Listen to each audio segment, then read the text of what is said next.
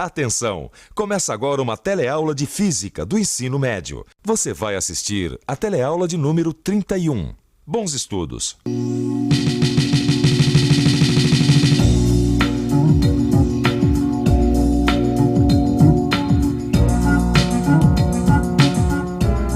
Para a maioria de nós, é tão normal olhar as coisas que nos cercam, como os objetos e a natureza, que muitas vezes a gente esquece de pensar sobre a importância da luz. É verdade. Olha, nós só podemos enxergar as coisas porque elas refletem luz. Se o meu corpo e as minhas roupas não refletissem luz, de nada adiantaria os refletores estarem me iluminando. Bom, eu estou dizendo isso porque a partir da teleaula de hoje, o assunto de física vai ser a ótica. Você vai entrar neste interessante universo da visão.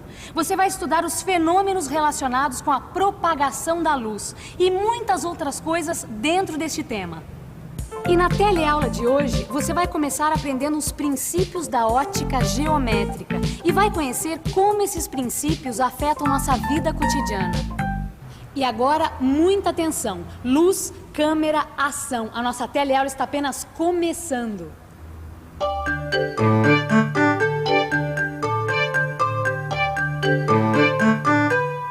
Você já reparou como a rua é cheia de coisas interessantes para a gente observar? É só olhar em volta que a gente pode ver todo tipo de formas, de cores, de texturas, de movimentos.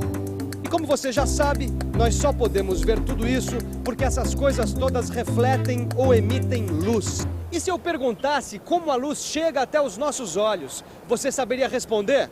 E se eu dissesse para o pessoal aqui na rua que a luz caminha em linha reta, o que será que eles iam pensar? Vamos ver. Diz uma coisa pra gente. Se eu disser para você que a luz caminha em linha reta, você acreditava? Eu não. Como não? Isso não existe, cara? Não, mas a luz caminha em linha reta. Creio que não, viu, meu? Ela caminha de todos os lados. Quando ela reflete, ela fica numa reta só, né? Não acredito. Pois é, apesar de ser difícil de acreditar, dizer que a luz caminha é uma afirmação correta. E mais, a luz caminha em linha reta. Esse é um dos princípios da ótica geométrica. Engraçado, viu, Gil? Essa história de que a luz caminha em linha reta, eu ainda não entendi direito, não engoli essa história. Será que é verdade? Claro que é verdade, Vicente. Olha, eu já até li sobre isso. A luz caminha em linha reta. Eu até li sobre isso. Quer dizer, eu li em tal lugar, tal coisa, então é assim e pronto, acabou. Quero ver provar. Você sabe provar que a luz anda em linha reta? Eu acho que dá até pra gente fazer uma pequena experiência pra mostrar uma evidência de que a luz caminha em linha reta. Como é que é? Ó, eu tô aqui com esses dois cartões, tá certo? Tá. Os dois têm furo no meio. Pega esse aqui e tenta tapar a luz que vem do teto. Aí a luz passa pelo buraquinho, óbvio. Então, agora use esse outro aqui na frente. Ah, que interessante, hein? Quando eu boto os dois furos bem alinhados, eu consigo ver a luz. Então, é o que eu tô tentando mostrar. Ó, os dois furos, a lâmpada e o seu olho alinhados, você consegue ver a lâmpada. E consegue perceber que a luz caminha em linha reta. Por que você não tenta fazer essa experiência? É verdade mesmo isso da luz caminhar em linha reta? O professor disse isso, mas eu ainda não consegui entender direito. Eu fiz até uma experiência de olhar a luz através de dois cartões com um furo pequeno bem no meio. Ah, eu sei que experiência é essa. E na verdade é isso mesmo. A luz caminha em linha reta. Ou, falando numa linguagem mais científica, é a propagação retilínea. Como isso se dá? Olha só, quando a luz sai de uma fonte, como uma lâmpada, por exemplo, a luz caminha em todas as direções, mas sempre em linha reta. Quer dizer que aquela luz que passou pelos furinhos é um pouco dessa luz? Mais precisamente, essa luz que saiu pelos furinhos pode ser chamada de feixe de luz. Feixe de luz? É a mesma coisa que um raio de luz? Quase. Olha, se a gente imaginar um feixe bem fininho, nós podemos considerá-lo um raio luminoso. Olha só, para simplificar, cada direção para onde a luz é emitida é um raio luminoso dessa fonte de luz, entendeu? Certo. Mas o que é ótica geométrica? Eu nunca tinha ouvido falar nisso. Ah, mas não é difícil de entender. Acontece que esses raios luminosos têm a sua trajetória modificada quando eles encontram pela frente um certo tipo de objeto. Como, por exemplo, esses que nós temos aqui, olha só. Um espelho, um bloco de vidro e uma lente. Esses objetos são chamados de sistemas ópticos. Como eu estava falando, quando um feixe de luz incide, quer dizer, quando ele bate num sistema óptico, acontece alguns fenômenos como a reflexão ou a refração. E justamente para explicar esses fenômenos, se criou um conjunto de leis que foi chamado de ótica geométrica. Ô, Gil, queria entender um pouco melhor essa história de lei de refração, de reflexão. Vamos fazer uma experiência para entender isso melhor? Sabe que tem uma experiência muito simples que pode exemplificar muito bem isso aí? É mesmo? Só que nós vamos precisar do seguinte, uma lâmpada com filamento reto. Uma caixa com uma fenda, que proporcione um feixe de luz, entendeu? Ah, nós vamos precisar também de um bloco de vidro ou de acrílico. Ah, tá tudo na mão. Agora, é importante fazer essa experiência com pouca luz, hein? Vamos ver essa experiência aí. Vamos lá. Ligar aqui. Começa a entrar aqui. Isso, Vicente. Agora, Vicente, isso, acende a luz, a lâmpada. Tá aqui, ó. Tá vendo esse feixe de luz aqui? Nós vamos incidir ele no bloco, tá certo? Olha lá o resultado. Agora podemos ver o feixe incidente. Um feixe que bate no bloco e é refletido, e o outro que penetra no bloco, o feixe refratado. Agora entendi o que você está querendo demonstrar. Na verdade, nós temos aqui os dois fenômenos, a reflexão e a refração da luz, não é isso? Exato. A luz que sai da caixa é a luz incidente. A parte da luz que bate no bloco e muda o seu trajeto, mas sempre caminhando pelo ar, é a luz refletida. Agora, a outra parte da luz que muda de direção ao passar de um meio transparente, o ar, para outro meio transparente, o bloco, é a luz refratada. Que legal, hein, Gil? Bom, agora as minhas ideias já estão um pouco mais iluminadas sobre esse assunto, mas eu gostaria de ficar mais por dentro ainda. E você, não gostaria?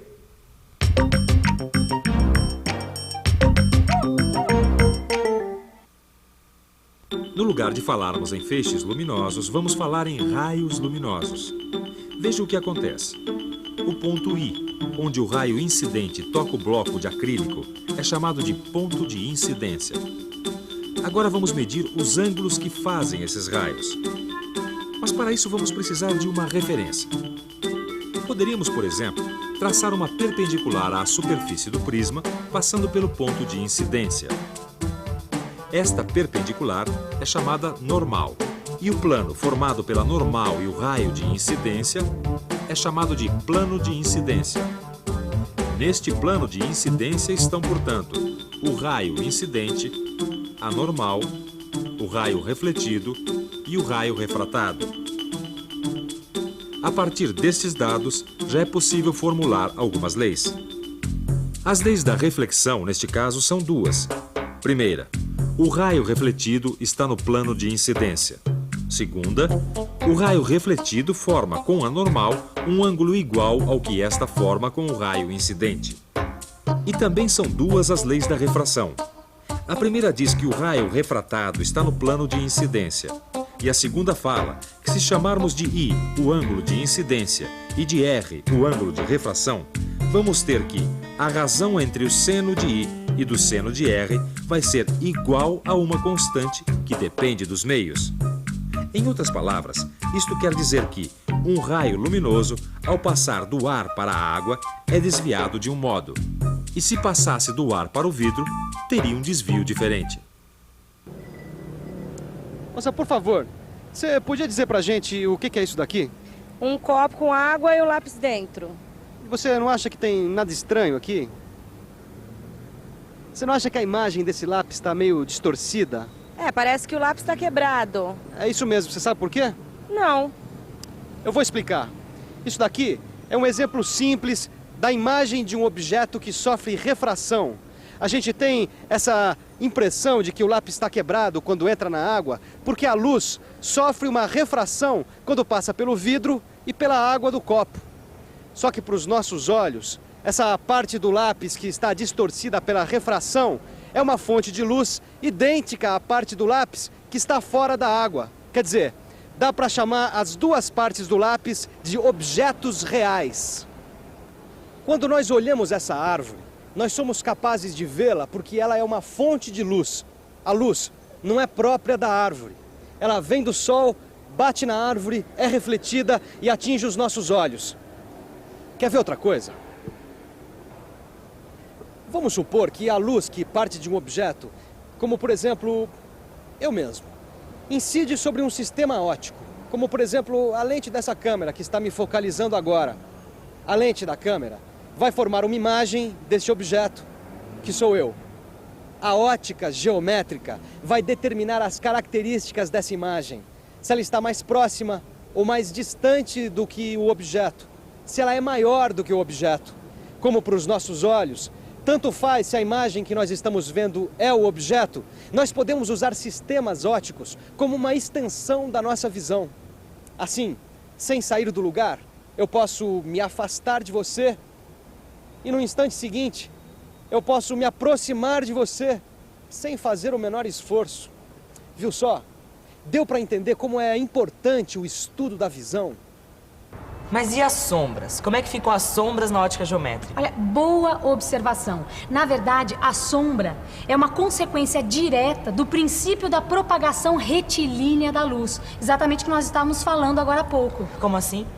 Olha só, imagine um objeto, por exemplo, uma bola de futebol, certo? Agora imagine essa bola de futebol dentro de um quarto escuro, iluminado apenas por uma pequena lâmpada. O que vai acontecer?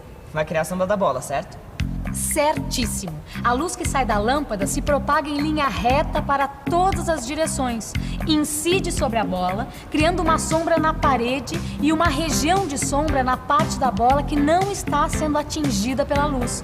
Agora, se a propagação da luz não fosse retilínea, isto é, se a luz fosse capaz de realizar curvas, o que aconteceria? É mesmo. Ela poderia até iluminar a parte da bola que está escondida. Mas é claro que isso não acontece. Agora, imagine a mesma bola iluminada por pelo menos duas lâmpadas. Uma lâmpada A e outra B. Agora, além da sombra, a gente vai poder ver uma região chamada penumbra, que é uma região menos iluminada. Imagine só, a lâmpada A vai projetar a sombra da bola sobre a parede e criar uma zona de sombra na bola. A lâmpada B vai fazer o mesmo. O que vamos ter então? Na parede vamos poder ver regiões que A e B iluminam, regiões que nem A e B iluminam e regiões iluminadas somente por A ou por B. Essas são as regiões de penumbra. E o mesmo fenômeno que ocorre na formação das sombras e penumbras vai acontecer durante os eclipses. É verdade, no caso de um eclipse do Sol, o Sol é que serve como lâmpada e projeta a sombra da Lua sobre a Terra, que faz o papel de parede. No caso de um eclipse da Lua, é a Lua que fica de parede e a bola é justamente a Terra. E o Sol vai continuar sendo a lâmpada.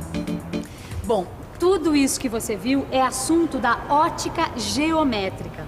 Quando uma pessoa tira uma simples fotografia, ela nem imagina quanto estudo foi necessário para criar o conjunto de lentes e espelhos de uma máquina fotográfica.